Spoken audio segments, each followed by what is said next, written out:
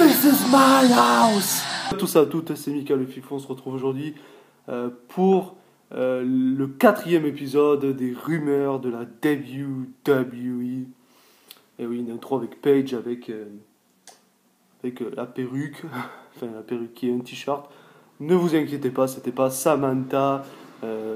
Pour ceux qui ont vu la vidéo hier de NXT, Samantha a fait ses débuts sur la chaîne Mika le Fifou. Alors c'était pas prévu, mais bon.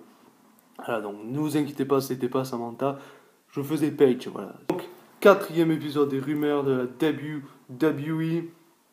Des choses très intéressantes, encore une fois. J'ai 11 rumeurs à vous parler. Donc, la première rumeur concernerait un retour de Paige très bientôt sur les rings. C'est pour ça que j'ai fait l'intro avec Paige.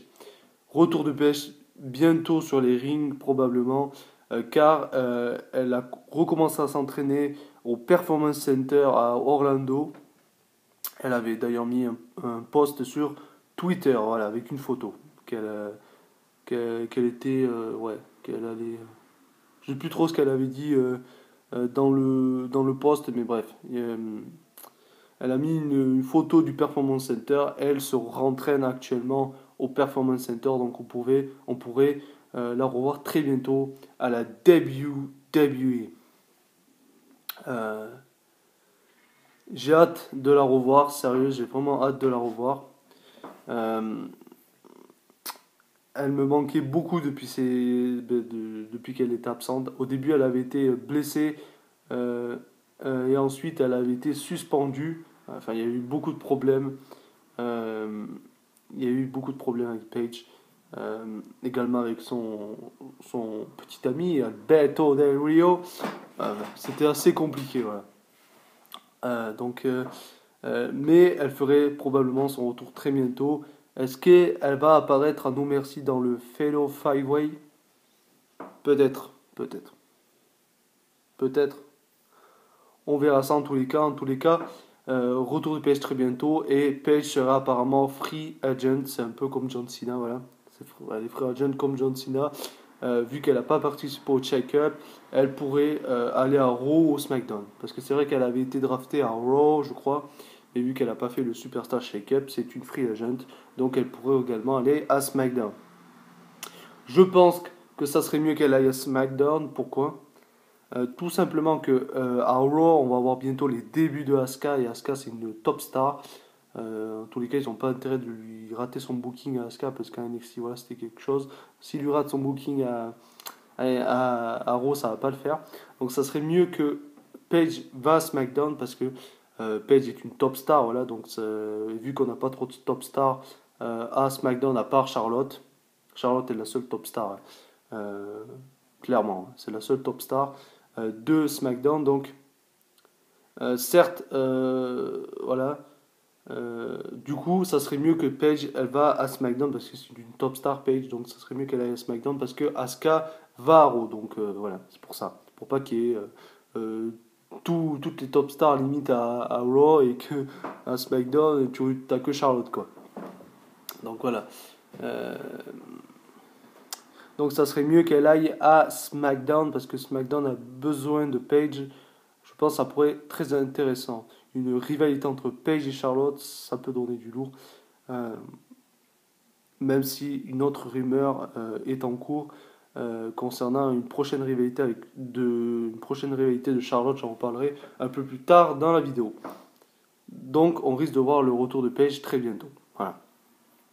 Une deuxième rumeur, comme quoi, cette rumeur est sortie depuis un long moment, mais c'est vrai que j'en avais pas parlé dans les 3 précédentes vidéos. Batista serait le top numéro 1, l'un des favoris pour être dans le Hall of Fame de 2018. Le Hall of Fame qui est quelques jours avant WrestleMania.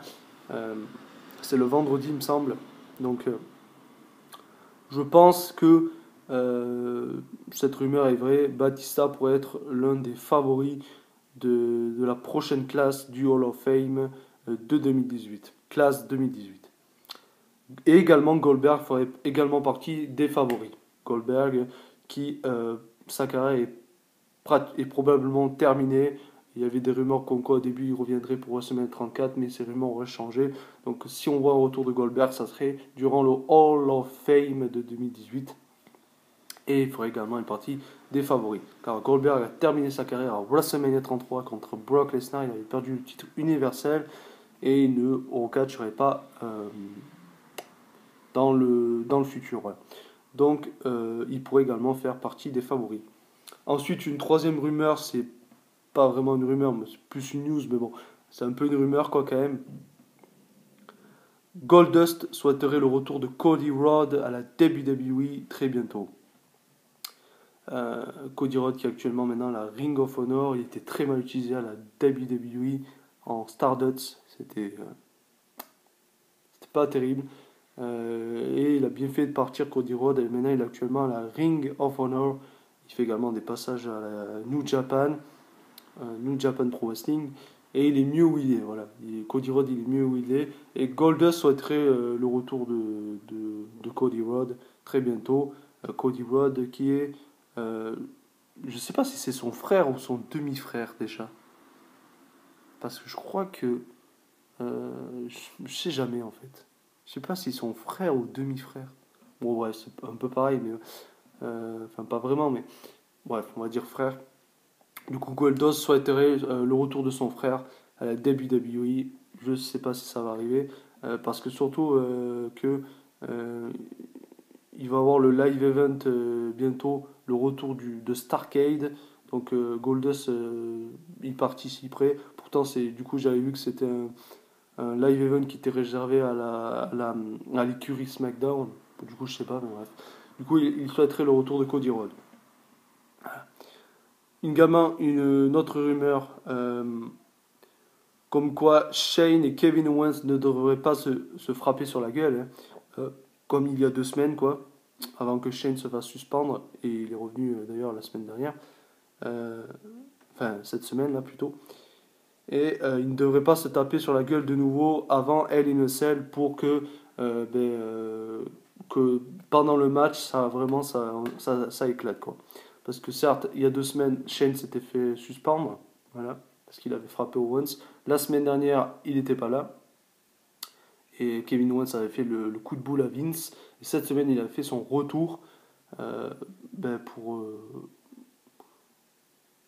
pour dire des mots à Kevin Owens. Mais Kevin Owens n'était pas dans l'arène, il était dans les coulisses via satellite. Donc probablement, il ne devrait pas se taper sur la gueule avant Hell in a Cell pour que le match à Hell in a Cell soit brûlant. Je rappelle que ça sera un Hell in a Cell match.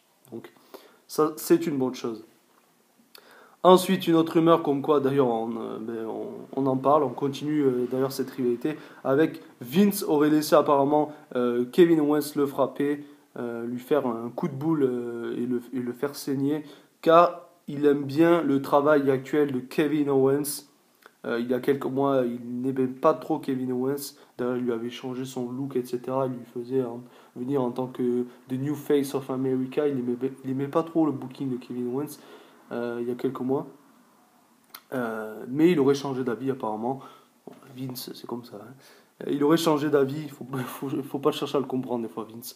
Il aurait changé d'avis. Il aimerait bien Kevin Owens, il l'aimerait bien de nouveau, et du coup il a laissé le frapper pour lui donner un coup de pouce, on va dire, pour sa rivalité avec Shane. Voilà. Donc Vince aimerait apparemment de nouveau Kevin Owens. Ce n'était pas le cas il y a quelques mois, mais bon. Euh, Par exemple avec sa rivalité contre AJ Styles. Ensuite, une autre rumeur, ça c'est une grosse rumeur. Triple H, écoutez bien, c'est vraiment une grosse rumeur ça. Triple H pourrait remplacer Shane McMahon en tant que commissionnaire de SmackDown Live après Hell in a Cell. Très intéressant. Et je vais expliquer pourquoi Triple H pourrait remplacer Shane en tant que commissionnaire de SmackDown. Ça serait pour ensuite construire une rivalité entre les deux. Pour WrestleMania 34, pour faire un match entre les deux à WrestleMania 34 entre The Game Triple H et Shane McMahon, ça pourrait être très intéressant. Ça serait pour ça que Triple H remplacerait Shane en tant que commissionnaire pour qu'il y ait une rivalité aux alentours des WrestleMania, aux alentours voilà, de la Road to WrestleMania, pour qu'il y ait un match entre les deux à WrestleMania 34. Les plans originaux auraient été que Triple H intervienne dans le match à Hell in a Cell, mais les plans auraient changé apparemment. À ce qui paraît, les plans originaux auraient été que Triple H intervienne dans le match pour coûter le match à Shane pour que Kevin Owens gagne le match, mais les plans auraient changé. Donc voilà, j'en reparlerai un peu plus tard de cette rivalité entre Shane et Kevin Owens. Il y a une autre rumeur après, vous allez voir.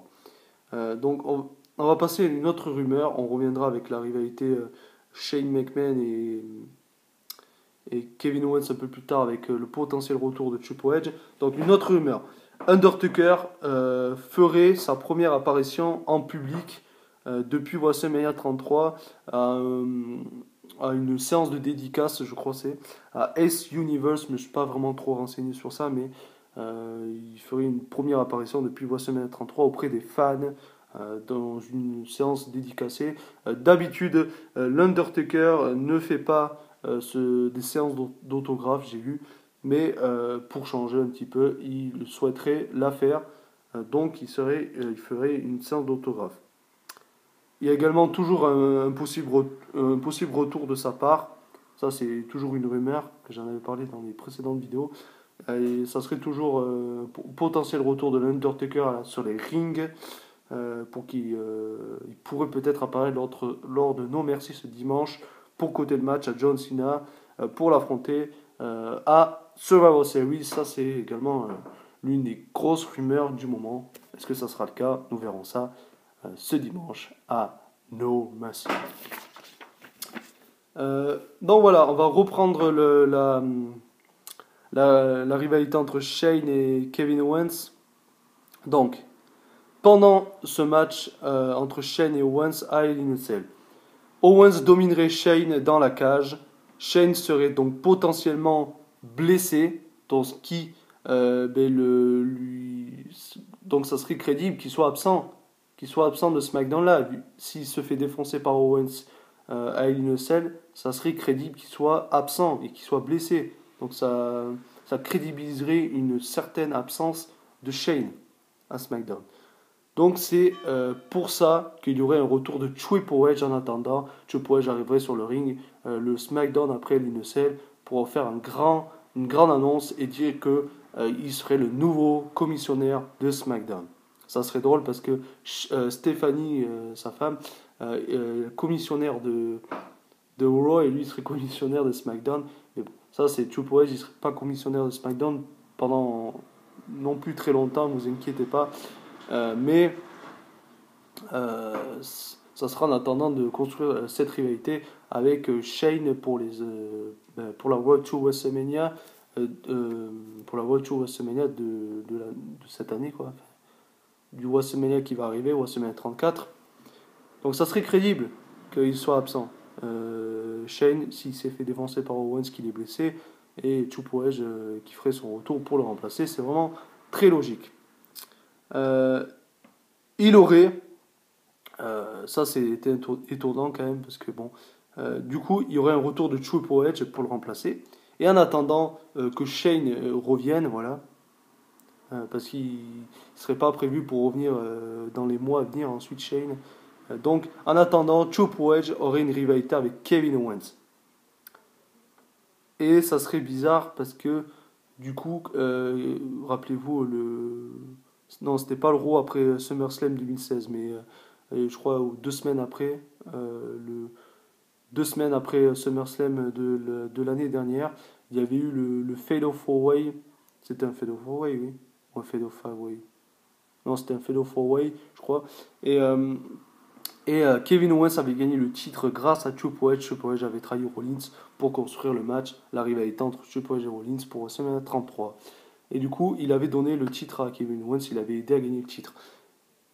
Et là, ça serait bizarre que du coup, ils soient en rivalité contre lui. Non.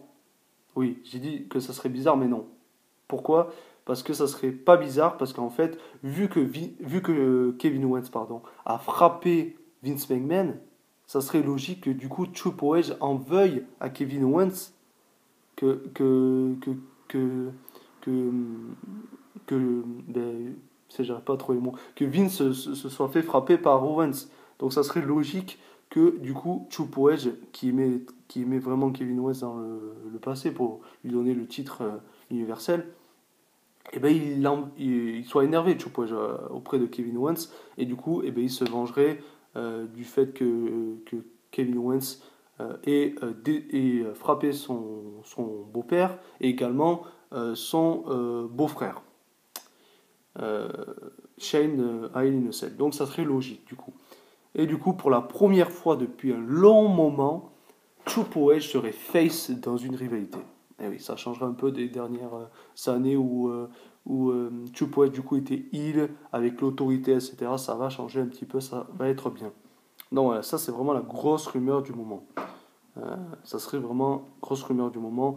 Triple H qui revienne, prendre la place de Shane, parce que Shane serait blessé, il aurait été blessé dans le match à venir à Hell in a Cell.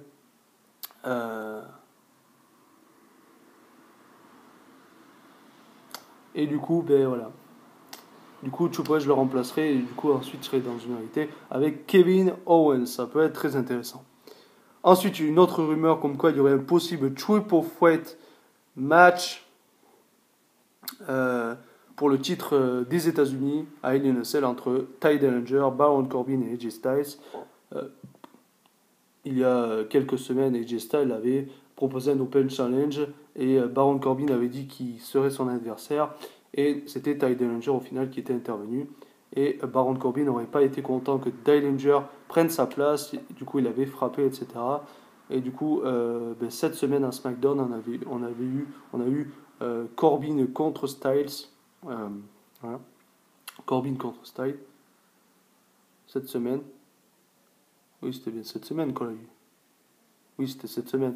Et du coup, vu que Baron Corbin avait coûté le match à Ty Dillinger les précédentes semaines, en 2 reprises en plus, et bien du coup, Dillinger s'était vengé cette semaine. D'ailleurs, si vous n'avez pas vu la vidéo SmackDown, allez la voir, elle est dispo. Euh, et du coup, Dillinger s'était vengé pour coûter le match à Corbin et Jessa a conservé le titre. Donc, ce qui pourrait faire que à Hell in a Cell, on ait un triple threat match entre les trois. Je demande que ça, bordel. Ça peut être bon et je veux voir le règne de Ty Dillinger. Ça serait énorme que Ty Dillinger gagne le titre des États-Unis. Ty Dillinger, en ce moment, est la superstar, mais qu'il faut qu'il ait un titre, quoi. Parce que, voilà. C'est obligé qu'il ait un titre. Voilà. C'est vraiment obligé, quoi.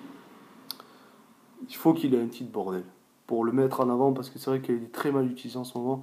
Voilà, ils essaient un peu de se rattraper, mais voilà, ils ont intérêt à lui donner le titre pour qu'il soit élevé, quoi, parce que sinon, tu peux retourner à NXT, mec. Ensuite, une autre grosse rumeur également, euh, vous savez, à SmackDown, Charlotte a gagné le Fatal 4-Way pour affronter du coup Natalia. euh, pour affronter Natalia à Hell in a Cell. En fait, les plans pour Hell in a Cell seraient de faire gagner Charlotte contre Natalia. C'est bien, parce que Natalia championne, c'est pas possible. Charlotte, c'est beaucoup plus crédible, donc ça serait bien.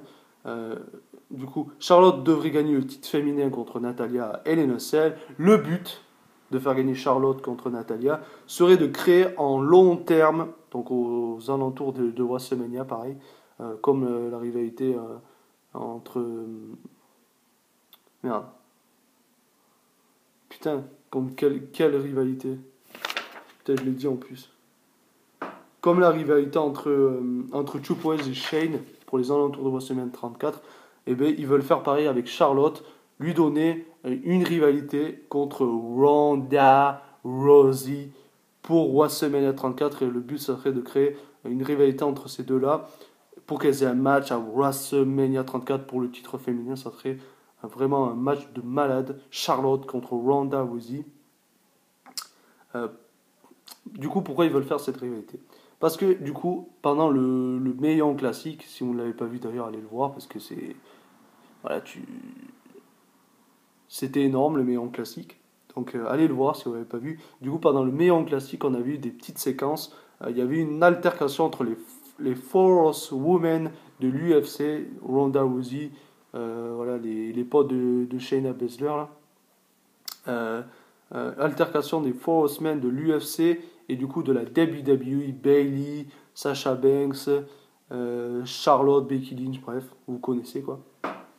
Il y avait une altercation entre voilà, ces deux clans quoi, durant le Mae Young Classic. Du coup, Ronda avait lancé un défi, il me semble que c'était Ronda qui avait lancé un défi à Charlotte de l'affronter n'importe quand. Donc, ça serait crédible.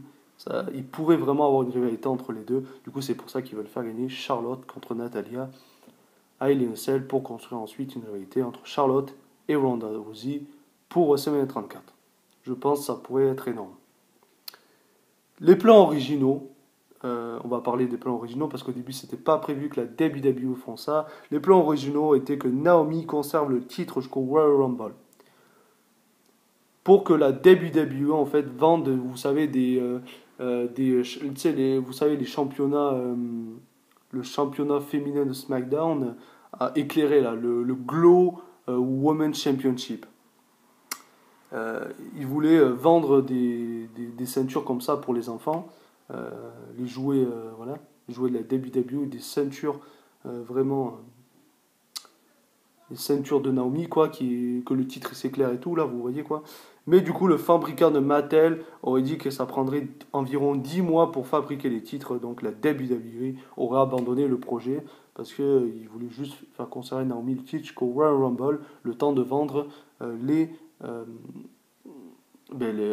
championnats, les Glow Championship, pour se faire max de thunes. Voilà. Mais du coup, le projet aurait été abandonné. Du coup, ils vont faire probablement gagner Charlotte contre Naomi à Hell in a Cell pour construire une rivalité contre Ronda Rousey pour la Road to WrestleMania 34. Voilà. Et la grosse dernière rumeur de cette vidéo. Il y aurait, mesdames et messieurs, écoutez bien parce que là ça va tout péter, il y aurait un possible Royal Rumble match féminin lors du prochain pay-per-view du Royal Rumble en 2018 en janvier. Ça c'est vraiment une rumeur de ouf. Ça va péter. Parce que on a eu le premier Hell in a Cell match féminin entre Sasha Banks et Charlotte lors du dernier pay-per-view Hell in a Cell qui était exclusif à Raw, cette année ça SmackDown. On a eu le premier, d'ailleurs on en a eu deux, mais on en a eu deux matchs de l'échelle féminin. On en a eu deux. Donc le premier c'était lors du dernier Money in the Bank pay-per-view et lors d'un SmackDown, voilà aussi. Donc on a eu le Hell in a Cell féminin, le ladder match féminin et la WWE a en projet de faire le premier Royal Rumble match féminin. Je pense que ça peut donner du lot. Et du coup, ils veulent faire ce Royal Rumble match féminin en même temps du coup que le Royal Rumble match des mecs. Donc je pense que ça va un peu être chaud. Je pense que ça va être un peu chaud au niveau du timing. Parce que certes, Royal Rumble c'est un pay-per-view du Big Four, ça dure 4 heures. Mais je suis pas sûr qu'ils aient le temps que ça fasse 4 heures. Ça peut, je pense que le temps il va dépasser parce que s'ils veulent faire deux Royal Rumble, féminin et masculin, plus d'autres matchs, ça va être long. Mais je pense que ça peut vraiment être intéressant. J'espère que ça va arriver en tout cas. Voilà. Donc voilà, ça c'était vraiment la plus grosse rumeur. Voilà. Donc voilà pour ces rumeurs de la WWE. C'était l'épisode numéro 4. S'il vous a plu encore une fois, n'hésitez pas à mettre un pouce bleu vers le haut pour me le faire savoir, à commenter la vidéo pour qu'on discute ensemble de ces rumeurs, si vous y croyez ou non ou pas. À partager la vidéo pour être de plus en plus nombreux sur la chaîne. Merci à ceux qui se sont abonnés récemment. Vraiment merci. Faites découvrir la chaîne au plus grand nombre de personnes que vous connaissez pour que la communauté s'agrandisse. Et bien évidemment à vous abonner. Si vous avez découvert cette chaîne grâce à cette vidéo par exemple, n'hésitez pas à vous abonner pour ne pas louper les prochaines vidéos WWE. Chaque semaine il y a les vidéos résumé réaction de Raw, SmackDown et NXT, plus vidéo bonus comme les rumeurs de la WWE et parlons du superstar, la WWE. Le premier épisode était Jeff Hardy et le deuxième épisode sera surprise. Et Et également, l'heure où je tourne la vidéo, on est jeudi. Demain, il y aura la vidéo pronostic de No Mercy. Donc, bon, la vidéo No Mercy sortira avant cette vidéo. Mais bon, si vous n'avez pas vu la vidéo pronostic de No Mercy, allez la voir. Voilà. Et la semaine prochaine, vous retrouverez le lundi la vidéo résumé réaction de No Mercy. Également, je ferai un live réaction du match Braun Strowman contre Brock Lesnar. Ça peut être très intéressant. Et également, vous retrouverez, comme d'habitude, le mardi résumé réaction de Raw, mercredi résumé réaction de SmackDown Live et le jeudi résumé réaction de NXT et les autres vidéos bonus. Voilà. Donc, merci en tous les cas d'avoir regardé la vidéo. On se retrouve très bientôt pour de prochaines vidéos. Et encore une fois, soyez fiers d'être fan de catch. Voilà. Même si il y a des gens qui critiquent le catch en France, soyez fiers d'être fan de catch. Faites-leur un fuck à ces gens-là. Voilà. Allez, à la prochaine les gens.